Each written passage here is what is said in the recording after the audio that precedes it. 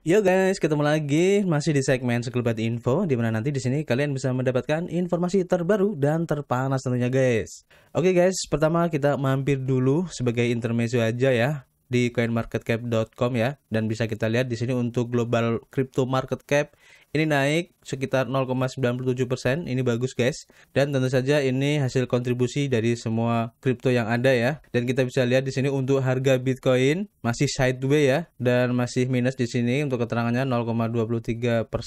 Untuk Ethereum ini masih sideways juga di 0,07% untuk kenaikan hari ini. Dan sebagian besar altcoin yang lain juga masih sideways guys. Dan Cardano pun di sini juga agak struggle juga ya, setelah kemarin naiknya cukup lumayan. Dalam satu minggu sudah naik sekitar 15% guys, menjelang upgrade untuk jaringannya ke Fossil guys. Dan untuk pergerakan dari chart Bitcoin ini juga bisa kalian lihat ya di sini dari time frame 4 jam ini masih kelihatan banget ya bahwa harga dari Bitcoin ini masih sideways banget guys. Jadi pasar itu benar-benar menunggu ya untuk menentukan langkah-langkah berikutnya guys. Jadi harga dari Bitcoin ini bolak-balik aja guys, antara harga 20.400 sampai 19.600. Jadi harganya cuma di situ saja. Jadi masih sideways ya. Kita tunggu aja nanti gimana kelanjutannya.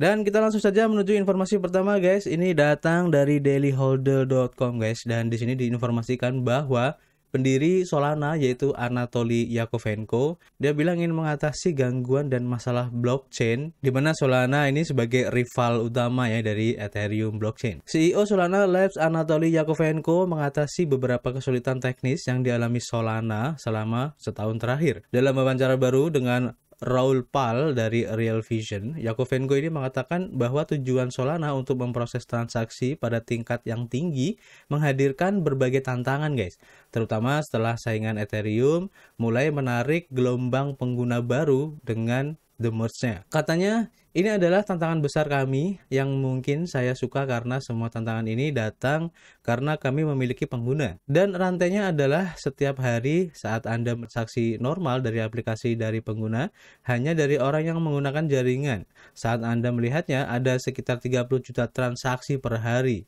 Hari puncak kami adalah 65 juta, dan itu lebih dari gabungan semua rantai lainnya. Binance Smart Chain adalah 1/10 dari itu guys. Saya pikir Ethereum adalah 1/30, dan karena beban ini kami telah melihat hal-hal yang tidak kami duga, dan kami agak picik dalam jenis serangan yang akan dilakukan orang pada jaringan. Saya pikir beberapa orang telah melihat 10 juta paket per detik dikirimkan ke validator, dan jika ada bug di salah satu validator di mana memori tumbuh sangat-sangat cepat atau sesuatu yang tidak kami lakukan dengan baik untuk beban itu, maka validator itu bisa mati, bisa rusak, bisa kehabisan memori untuk alasan apapun. Jika sepertiga dari mereka melakukan itu, maka jaringan pada dasarnya terhenti sampai beberapa intervensi manual menghidupkannya kembali. Itu telah terjadi beberapa kali ya. Tambahnya, pengusaha kripto mengatakan bahwa blockchain yang berbeda dengan arsitektur teknis dan kasus penggunaan yang berbeda akan gagal dengan cara yang berbeda pula. Sementara Bitcoin dapat menangani penundaan dalam waktu blok, dan Yakovenko mengatakan blok cepat Solana tidak akan memungkinkan banyak ruang bergerak. Bitcoin dirancang untuk menjadi sangat tangguh, dan beberapa hal yang normal untuk Bitcoin, seperti kita sekelompok kekuatan hash Cina dimatikan, ada saat-saat di mana ada 2 jam antara blok di Bitcoin, dan itu baik-baik saja. Jika ada 2 jam antar blok di Solana, jaringan akan mati karena dirancang untuk membuat blok setiap 400 milidetik. Setelah Anda membuat jaringan yang lebih cepat, kasus kegagalannya berbeda dengan kasus seperti Bitcoin dan Ethereum. Jadi memang ya, belakangan ini Solana memang lagi banyak masalah guys. Dan itu menjadi salah satu sebab kenapa harga dari koin Sol ini turun terus ya. Oke, kita lanjut untuk informasi kedua. Ini masih berhubungan dengan Solana ya, yang dikutip dari harian mcrypto.com, dan di sini diinformasikan bahwa Solana ini mengusulkan langkah baru untuk membungkam feud. Harga Solana belum mengalami bulan terbaik guys, dengan harga altcoin turun 31% sejak Agustus kemarin. Namun ada satu perkembangan baru di GitHub-nya Solana ini guys. Tim Solana ini tampaknya telah memasukkan bahasa Move ke dalam strategi pengembangannya. Move adalah bahasa pemrograman yang dibuat oleh Meta dengan tujuan yang sama untuk menjadi bahasa pemrograman masuk untuk pengembang di Web3 guys. Dan seperti yang kalian tahu, bahasa Move ini juga diadopsi oleh blockchain Aptos guys, seperti yang kita sudah bahas di video tentang Aptos, dan juga ada satu blockchain lagi yang hampir mirip dengan Aptos, yaitu Sui Blockchain. Dan insya Allah nanti kita akan coba bikin video khusus tentang blockchain Sui ini guys, karena ini cukup menarik. Kenapa? Karena background ataupun orang-orang di balik pengembangan blockchain Sui ini adalah orang-orang yang juga dulu itu adalah ex dari Meta guys. Cukup menarik nih dibahas guys. Selanjutnya, pembaruan ini telah berkontribusi pada penurunan aktivitas pengembangan ke dataran tinggi. Bahkan sekarang kemungkinan besar minat pengembang hanya akan meningkat seiring waktu karena pengembang terbiasa dengan teknologi Move ini. Sayangnya bukan itu saja, karena ada pembaruan lain juga. Misalnya platform bisnis aset digital Fireblocks ini telah mengumumkan bahwa mereka sekarang akan mendukung DeFi di jaringan Solana. Dengan tambahan baru di sisi pengembangan dan kolaborasi yang semakin meningkat, hype untuk Solana semakin meningkat pula.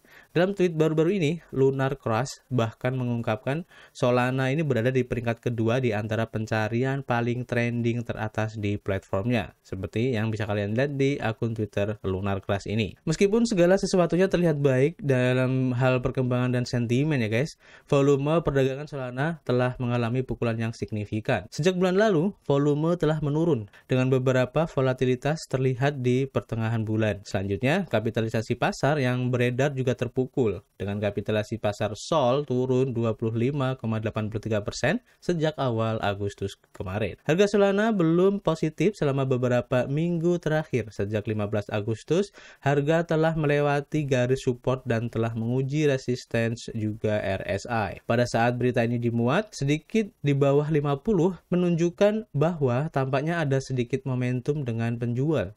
Namun, CMF menunjukkan angka 0,13 yang menunjukkan bahwa uang dari institusi dapat mengalir ke Solana. Pada saat penulisan, koin Sol ini diperkirakan pada 31,31 US dollar setelah kenaikan 0,38% dalam 24 jam. Juga tampaknya ada kemungkinan ya bahwa Solana mungkin dapat menguji resisten di 38 dolar di masa depan. Meskipun ada banyak elemen yang mendukung Solana, Solana ini telah menerima beberapa kritik ya guys dari komunitas Helium khususnya, karena Solana siap menjadi rumah berikutnya bagi Helium ya, seperti yang sudah kita informasikan beberapa hari lalu ya. Jadi komunitas telah mengkritik Solana atas dasar waktu henti mereka dan kurangnya desentralisasi. Solana dapat mengambil keuntungan dari minat pengembang saat ini dan kolaborasi mereka yang terus meningkat. Namun, perdagangan disarankan untuk berhati-hati sebelum melakukan perdagangan karena reaksi balik dari komunitas Helium dapat mempengaruhi harga dalam jangka pendek. Informasi selanjutnya datang dari zcrypto.com ya, dan di sini diinformasikan bahwa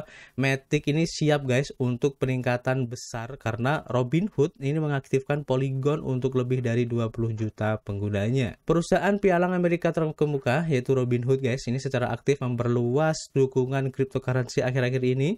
Di tengah daftar aset kripto, broker baru-baru ini memperluas dukungan untuk setoran dan penarikan Matic. Robinhood mengumumkan pada hari Rabu bahwa mereka telah menambahkan dukungan untuk deposit dan penarikan Matic di jaringan Polygon, dan penyertaan ini melengkapi jaringan Ethereum yang sudah didukung. Klien sekarang akan memiliki kesempatan untuk mengirim dan juga menerima guys untuk token Matic melalui blockchain Polygon. Robinhood menambahkan bahwa pelanggan harus mengharapkan ya lebih dari ini di masa depan karena akan segera mendukung lebih banyak cryptocurrency di lebih banyak jaringan. Robinhood mendaftarkan Matic di platformnya sekitar bulan April bersama token Shiba, kemudian token COM dan lainnya. Meskipun demikian, platform tersebut membatasi transaksi Matic ke jaringan Ethereum hingga sekarang. Polygon mengakui perkembangannya di situs blog resminya, yaitu langkah ini diatur untuk membawa semua manfaat dari solusi layer 2 Ethereum kepada pengguna Robinhood untuk pertama kalinya, termasuk transaksi yang lebih cepat dan biaya yang lebih rendah dibandingkan dengan Ethereum,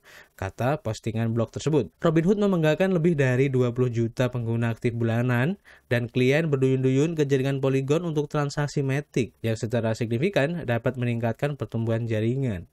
Berdasarkan data dari Sentiment, hampir 2 hari setelah pengumuman, pengumuman, Matic ini mengalami peningkatan tajam guys dalam volume transaksi dalam 24 jam terakhir ini. Wow. Sejak pengumuman tersebut, token Matic ini telah naik lebih dari 9% dan laporan perkembangan datang pada saat aset pulih dari penurunannya menjadi 0,78 US dollar ya pada hari Selasa kemarin. Pengumuman tersebut memberikan kontribusi momentum untuk rally yang sudah mapan dari Matic, dan token Matic saat ini diperdagangkan pada 0,89 dolar pada saat pelaporan dan kenaikan 6,51% dalam 24 jam terakhir guys. Tak lama setelah pengumuman ini, Robinhood mencatat bahwa mereka telah mendaftarkan Cardano. Dukungan datang beberapa minggu sebelum upgrade Cardano Facile.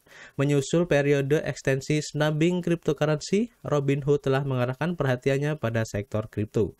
Musim dingin kripto yang gigih juga tidak banyak berbuat untuk mencegah broker. Wow, ini bagus ya untuk perkembangan dari token Matic, karena sudah bisa kalian melakukan transaksi untuk token Matic kalian di jaringan Polygon guys. Selanjutnya informasi ini mungkin sudah agak telat dikit guys, tapi nggak apa-apa karena saya tahu di sana juga masih belum banyak yang tahu ya. Dan informasi ini saya ambil dari akun Instagram dari helloinvestasi.id ya, dan di sini diinformasikan bahwa Wamendak ini janji bursa kripto rilis akhir tahun ini guys. Kemudian apa sih manfaatnya buat para investor? Kita baca di sini dalam acara Nexticoin International Summit 2022 ya. Wakil Menteri Perdagangan yaitu Jerry Sambuaga mengatakan bursa kripto Indonesia kemungkinan akan selesai tahun ini. Adapun alasan peluncuran bursa terus diundur karena pihaknya mengerjakannya dengan hati-hati katanya. Sebetulnya tidak ada masalah. Ini bukti bahwa kami hati-hati. Kami tidak mau gerusak-gerusuk. Ini yang kita pastikan semoga ini bisa semuanya diselesaikan dan mudah-mudahan bursa kripto bisa rilis tahun ini, kata Jerry Sambuaga sebagai Wakil Menteri Perdagangan.